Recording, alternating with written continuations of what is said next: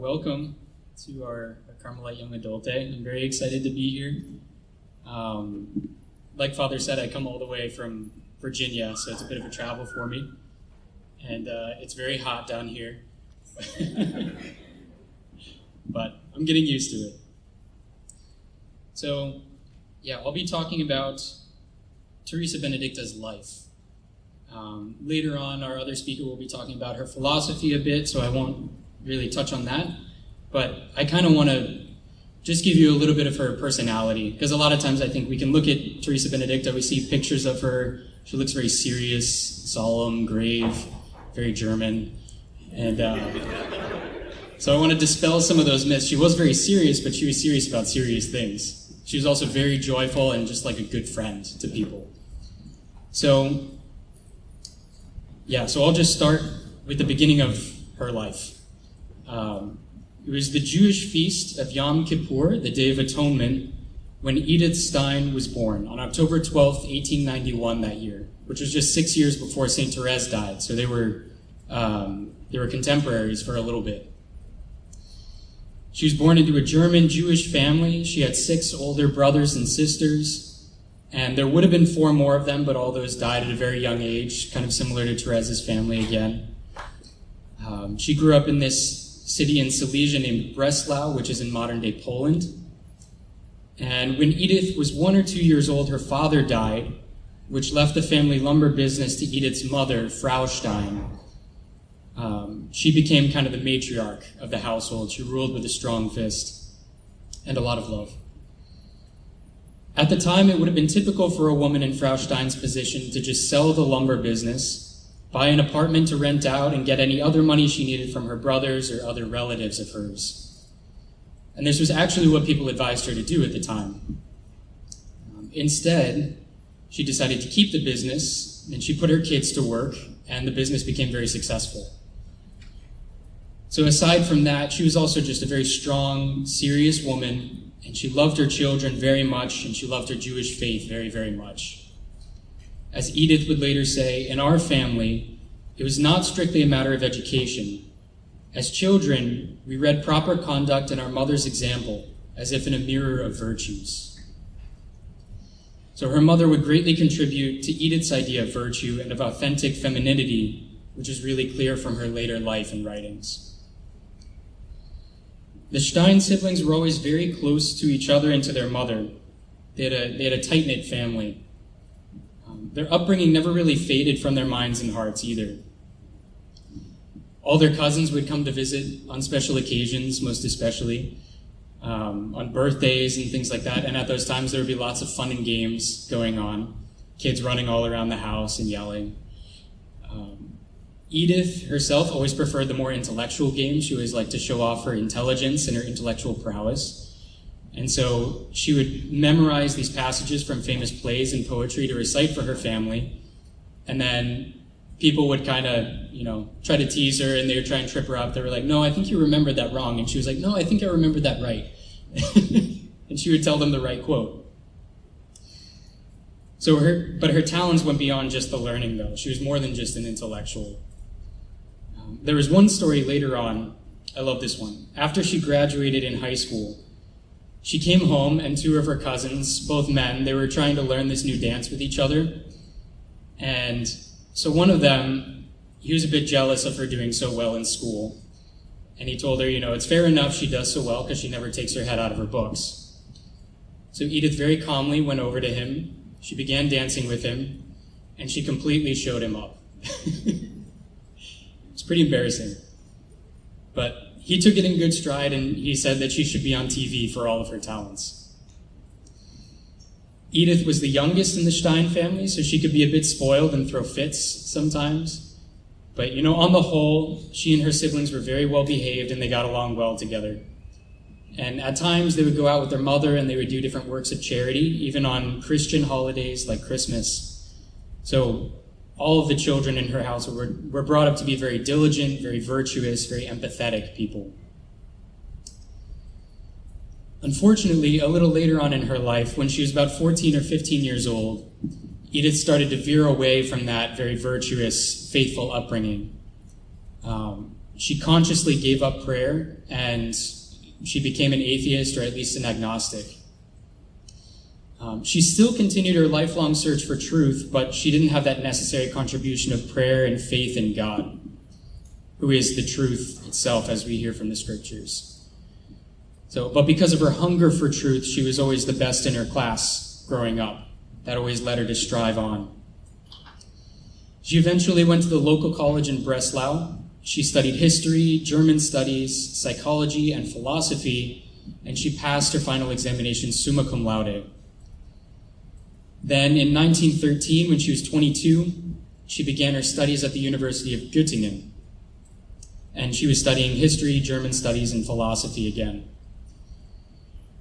This particular university attracted her because of a particular man named Edmund Husserl, who some of you might have heard of before if you're familiar with Edith Stein. Basically, he was the founder of a school of philosophy known as phenomenology, which intrigued Edith because she was finishing up her studies in Breslau, and phenomenology was kind of an investigation into just the human experience of things. It was this new budding branch of philosophy, and it was bringing in some aspects of psychology, spirituality, philosophy, just focusing on the real human experience and the heart. And that was something that really piqued her interest.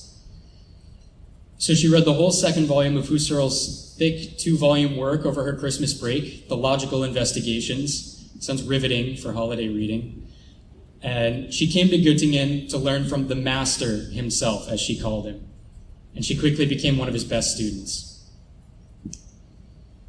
In her autobiography, Life in a Jewish Family, Edith just speaks glowingly of her time in Göttingen. She said, the scenery was idyllic, being in this little valley in the mountains in a German town. She would go hiking, she would go picnicking in her free time. Like I said, in some of the photographs we have of her, she was the victim of the style of her time, looking very somber. You're not allowed to smile, you have to be very German. And so it was a bit unfortunate that you don't really get to see that other side of her personality. But there is one picture of her that we have where she's kind of cracking a smile a little bit. I actually have it on my water bottle here. It's like she's trying to hold it in, but she can't really. I like that one. So when Edith starts describing her time in Göttingen, though, you really get to see her personality come out as she's describing this. And at least to me, it seems like the kind of friend that I would have wanted to have.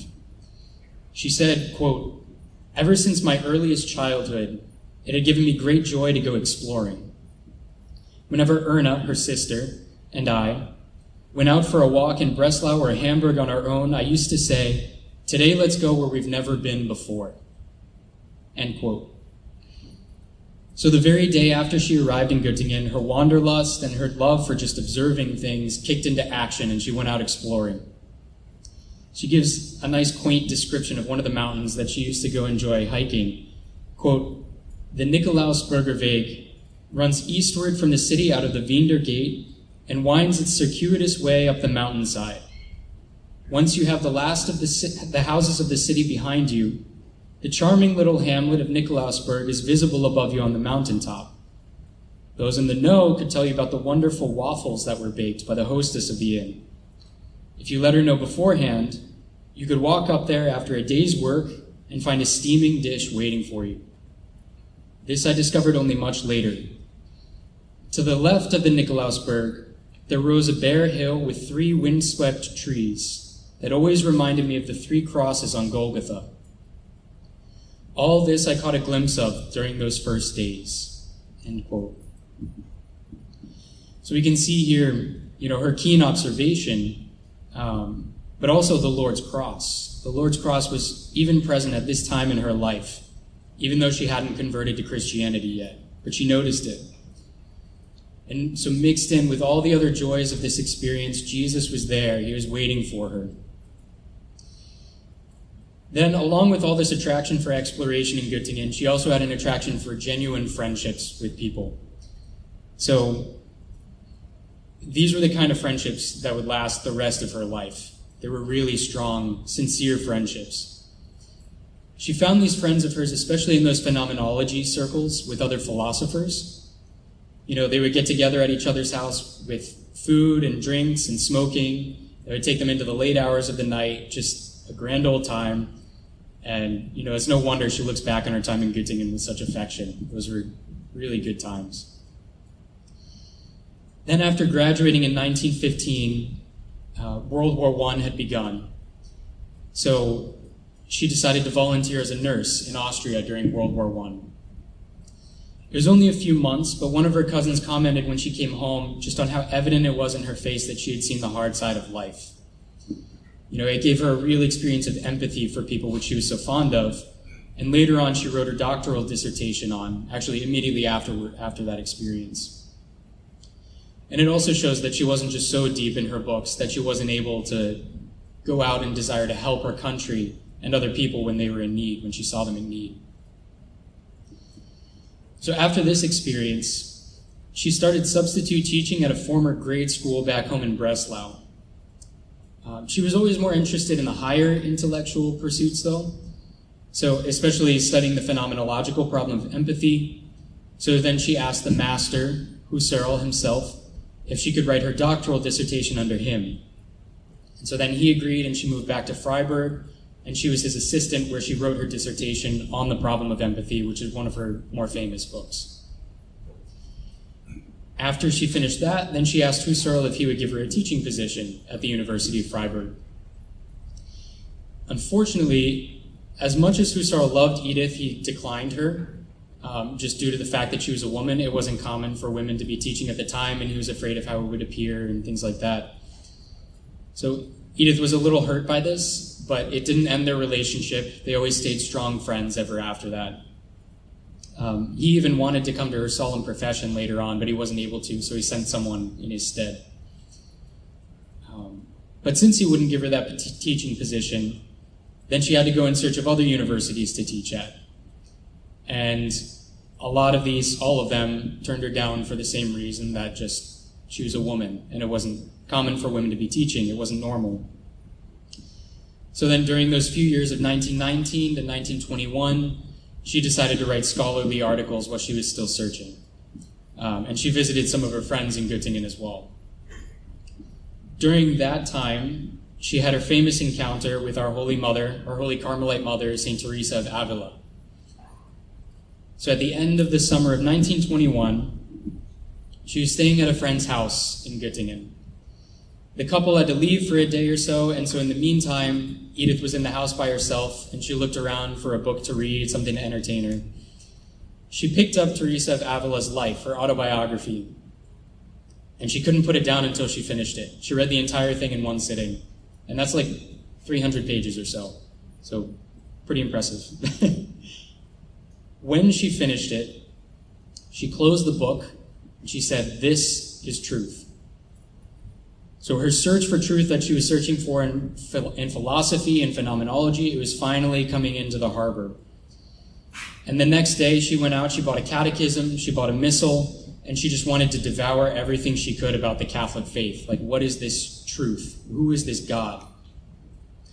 And she was baptized soon after on January 1st, 1922.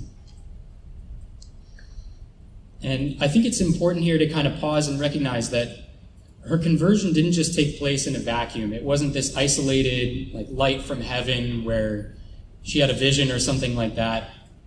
No, that happens in the lives of the saints, but this wasn't the case with her. She followed a much more kind of ordinary path in that regard. And it was a lot of these people and moments that were leading up to it that were slowly exposing her to the true faith.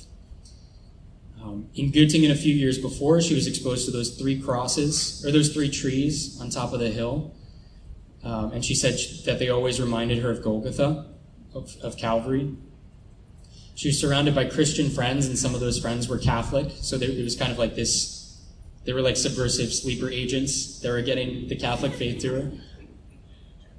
Husserl himself actually said, even though he wasn't Catholic, he said he was the best evangelizer because he was making so many other people Catholic. He was pretty good at it. And so after World War I even, one of her philosopher friends, Adolf Reinach, had died in the war.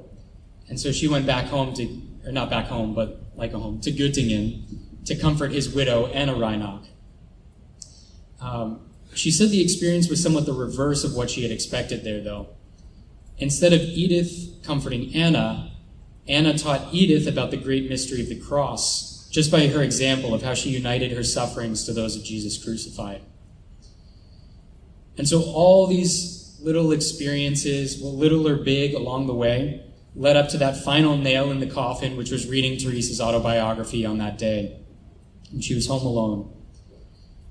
And so, I think it's just important to pause there and see saints aren't made saints in a day. St. John of the Cross said that's one of the faults of beginners, to think that you can be made a saint in a day.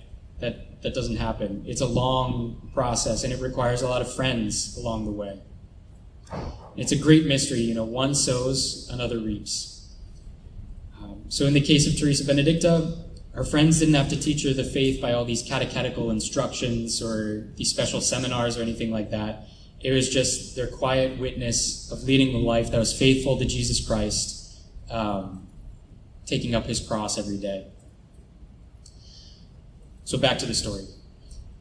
Edith was baptized, and she received her first communion on January 1st, 1922. And a month later, she was confirmed. The next year, in 1923, she started teaching at a school for girls run by the Dominican sisters. Now, this was a place of great grace for Edith because she already knew that she wanted to be a Carmelite at the time, but her spiritual director wouldn't let her because he said she was too valuable with her talents to go into a monastery. So he said, we need you a little bit longer out in the world. So he wanted her to go and teach and spread some of this wisdom that she had. And so she started teaching at this Dominican girls' school, St. Magdalena. There's a lot of great stories and testimonies from this time. There's so many, I can't go into them all, but I just wanted to mention a few stories to kind of give you a snapshot of the kind of person that Teresa Benedicta was to these people, to these girls. The girls loved her, and the sisters loved her too. They were always edified by her example. So they all said she was always the first person in the chapel. She would take time for prayer there throughout the day. She was the last person to leave. Sometimes they would go in there and they would see her kneeling in prayer. They would come back hours later. She was still there kneeling in prayer. I don't know how she got all of her work done, but she did both, work and prayer. And all the girls said they could see Dr. Stein in her room, constantly at her desk, even late into the hours of the night, sometimes covered with blankets in the cold of the night. But her diligent work and prayer never took her away from her other duties or from charity to the girls that she was with. So one student said she somehow always had time to talk if you just asked her. She sat with the girls at meals, she had good conversations with them, and she was always a great mentor to them, and they loved her very, very much. So it was a really hard experience a few years later, in 1931, when she told them that she was going to leave the school. During her time at St. Magdalena, she was working on this massive work of translating St. Thomas Aquinas. And this, combined with the fact that she was invited by various circles to give lectures on different topics, led her to resigning from her teaching position to give more attention to those projects. So she was always good at keeping up relationships, though, and she sent letters to some of the nuns and some of the girls that she was close with. Soon after, she was hired by the German Institute for Scientific Pedagogy to give lectures on topics such as theology, education, and fulfilling one's vocation in professional life, which some of those lectures are in the collected works of Edith Stein in Volume 2, Essays on Woman, which you may or may not have heard of before. It was kind of at things like this where she would come and give lectures on, the nature of woman. But yeah, the vocation of woman, the nature of woman, etc. But so this position as her lecturer didn't last too long because of the growing discrimination against Jews in Germany at that time. And so in 1933, when the Third Reich came to power, despite the Institute's great love for her, Edith was dismissed from her teaching position. This turned out to be a blessing in disguise, though, because it was exactly the opportunity she was waiting for. She took advantage of her inability to be employed, and she went to her spiritual director. She said, "Hey, I can't do anything else. Can I become a nun now?" And he was like, "Okay, yeah, you can become a nun." So this, though,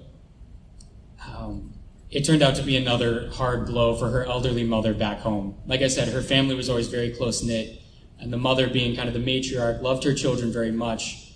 And, there was the first blow when Edith left to go pursue intellectual studies.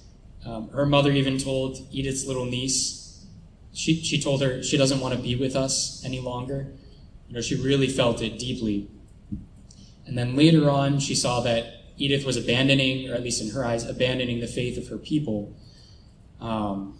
Now she was going off to the other side of Germany to leave the family for good and be locked away with some mysterious nuns that none of them knew. So Edith came home for a few days before she left for the Cologne Carmel to be with her family, to kind of comfort them, maybe try to explain things a little bit, or just show them that she's not leaving, she loves them very much still, but this is the way that God is calling her. So it was then that she very reluctantly broke the news to her mother. Her telling of it is pretty heartbreaking to read, and it's not an uncommon thing in the lives of the saints that they decide to give up their families, and then there's this heartbreaking account of when they actually separate. But so they were alone one night. Frau Stein was sitting there, she was knitting, Edith was over in the corner. And Frau Stein asked the dreaded question to Edith. She said, "What will you be doing with the sisters in Cologne?" Still looking down at her needles, knitting. And then Edith answered her very simply, "I'm going to live with them." Her mother kept on knitting. She kept on denying it. She kept on trying to convince Edith otherwise. And her wrinkly hands started shaking. Her yarn started getting tangled, and you could kind of see the sadness in her. So from that point on, Edith's stay at home cast this dark cloud over the household. It made it very unusually quiet. And every once in a while, someone would try to talk her out of it, but she was very resolute. She knew that she was doing the will of God. When she and her mother were walking back together from synagogue one day, she always liked to still go to the synagogue with her mother when she was home. This gave them a chance to talk alone together when they were walking. So Frau Stein said to her, "Wasn't it a beautiful sermon from the rabbi today?" And then Edith said, "Yes, it was." And so then she said, "It's possible then to be devout as a Jew also." And Edith said, "Certainly, if one has not come to know anything else." So then Frau Stein kind of revealed all the pain that was on her heart to her daughter there. She said, "Why did you have to come to know it? I don't want to say anything against him, against Jesus. He may have been a very good man, but why did he have to make himself into God?" So the day Edith left the house for Cologne to go enter Carmel, there was lots of weeping, there was lots of farewells. Her mother couldn't eat anything that morning, she couldn't even speak. Edith just held her while she wept in her arms. And then when the time came to finally leave, her mother embraced her and kissed her and then started wailing all anew. Two of Edith's sisters finally took her to the train station. And when Edith passed by the house again on the train out of town, there was no one there at the window to wave goodbye like they usually did. So leaving religious life is hard for any family, but it must have been really hard for that devout, very close-knit Stein family. And it must have been very hard for them to understand as well. But so after that heart-wrenching goodbye, Edith enters into kind of the peace and the silence of Carmel, the silence of the desert.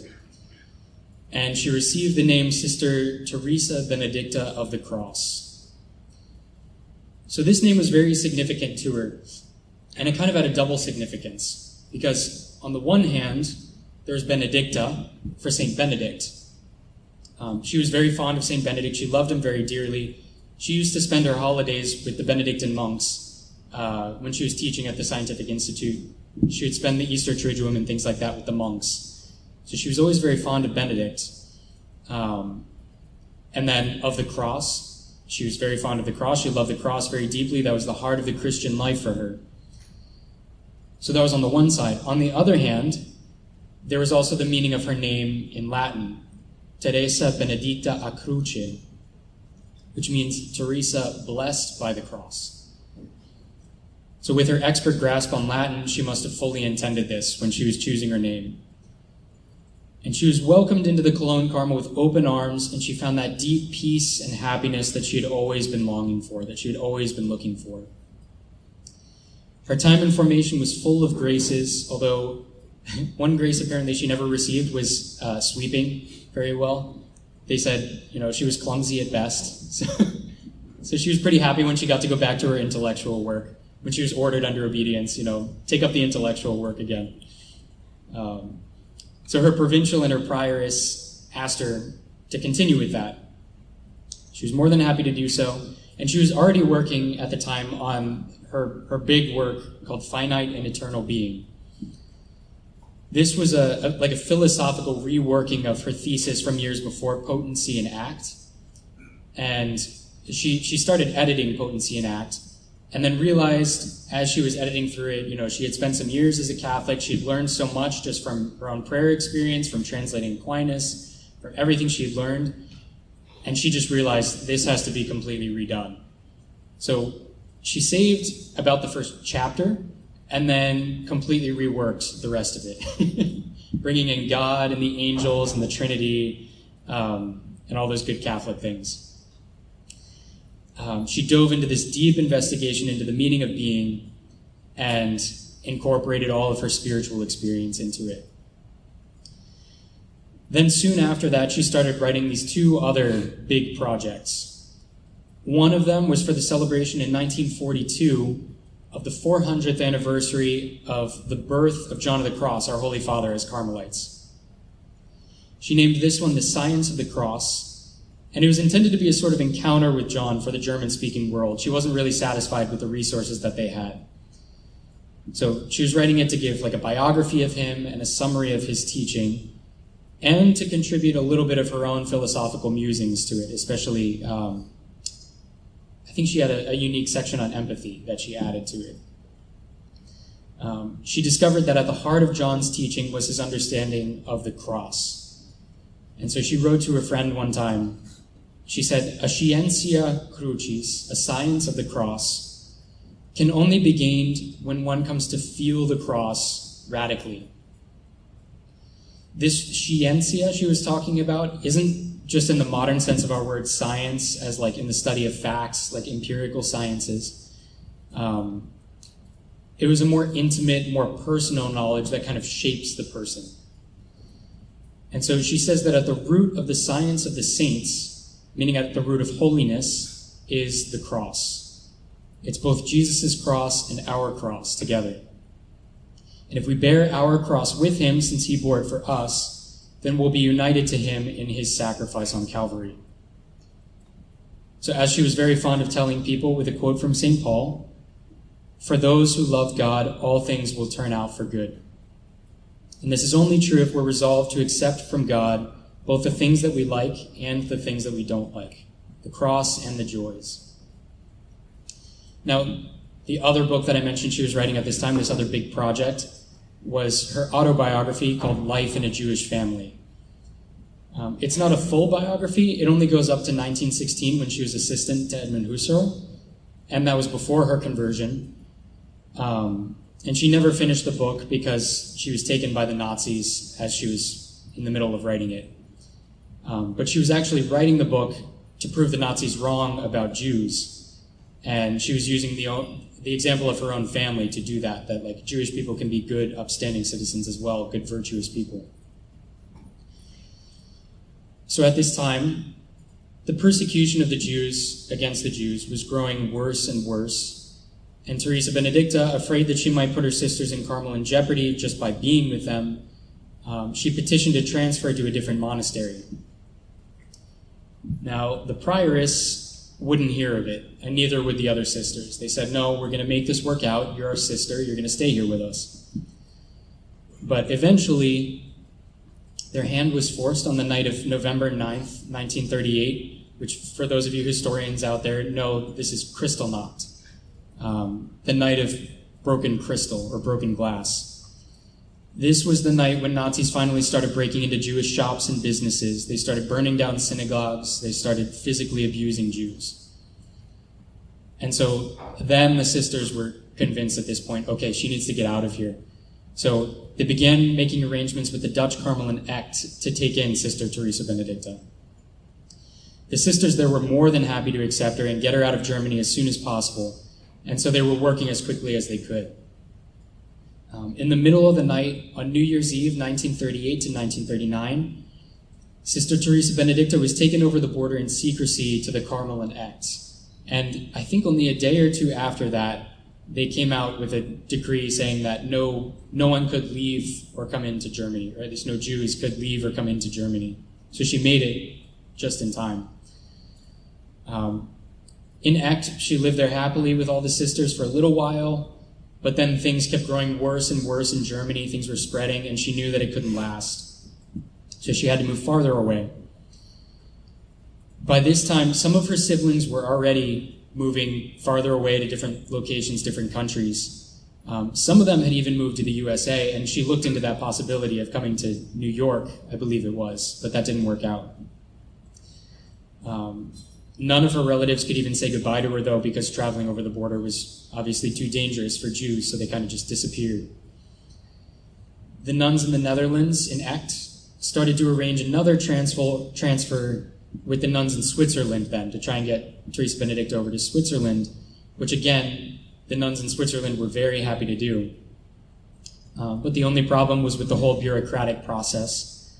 It slowed down the process to a frightening pace, and tensions kept getting higher and higher. So then, this was when Teresa Benedicta started looking into other possibilities, Spain, New York. None of them worked out, so the last hope was Switzerland. On July 26, 1942, then things took a sharp turn for the worse.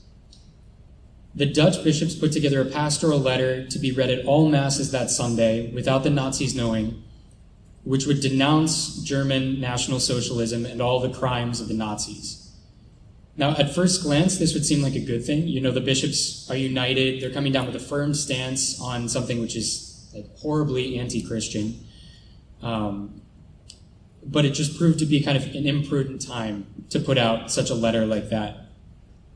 Because the Nazis immediately responded with a very firm hand, arresting all Dutch Catholics of Jewish descent and shipping them off east in Germany. So this happened for Teresa Benedicta on August 2nd, 1942, and it was so swift all over the Netherlands that no Catholic had any idea what was happening. So they came knocking on the door of Teresa Benedicta's Carmel, and the nun who answered the turn, the thing that spins around, if you've ever been to a nun's monastery, you've seen it, that's where they talk to the nuns. So they came and knocked on the door. The nun came to answer the turn. And she came into the choir then to come and get Teresa Benedicta. The prioress just thought it was something about her visa to Switzerland. It was supposed to arrive around that time. So, she said, go ahead, go. Instead, it turned out to be the SS officers. They said Teresa Benedicta had to pack up her things and she had to be ready to leave in 5 minutes.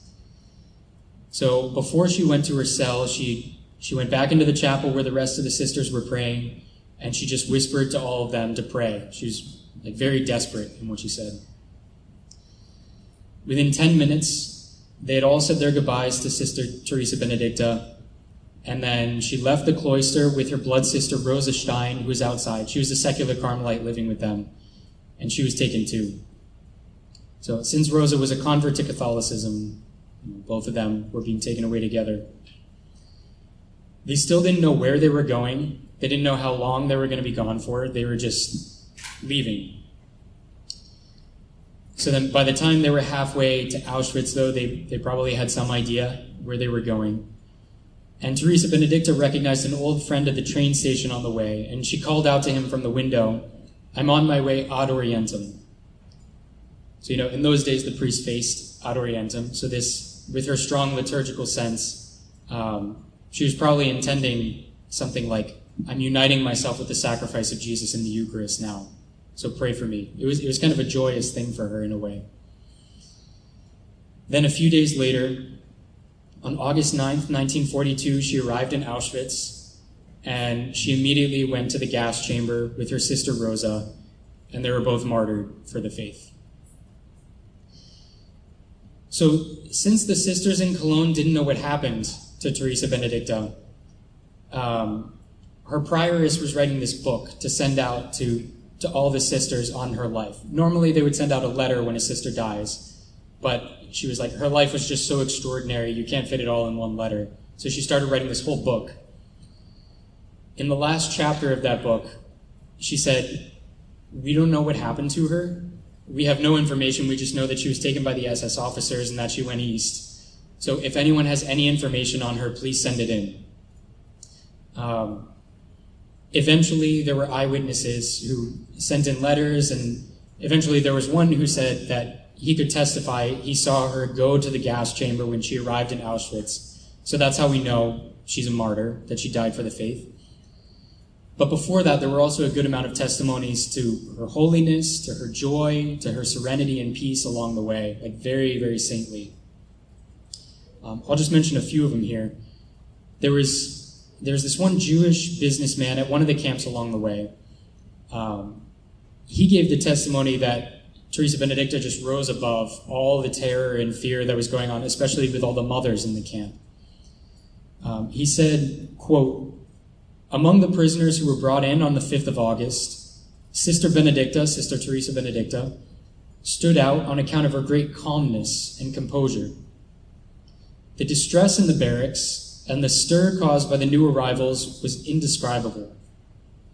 Sister Benedicta was just like an angel, going around among the women, comforting them, helping them, and calming them. Many of the mothers were near to distraction. They had not bothered about their children the whole day long, but just sat brooding in dumb despair. Sister Benedicta took care of the little children, washed them and combed them, looked after their feeding and their other needs. During the whole of her stay there, she was so busy washing and cleaning as acts of loving kindness that everyone was astonished. Here was this nun in her full habit, just going around taking care of all these children when their mothers were completely traumatized. And then during this time, she also she managed to get a little note to her prioress too. And she just wanted to reassure her. She said, so far, I've been able to pray gloriously. This was like another cloister for her in some way. I don't know how. It must have stunk, and it must have been loud, and there must have been screaming. But somehow she said, I've been able to pray gloriously. And then there was another man, he came to deliver provisions to her and Rosa in one of the camps. He said, her deep faith created about her an atmosphere of heavenly life.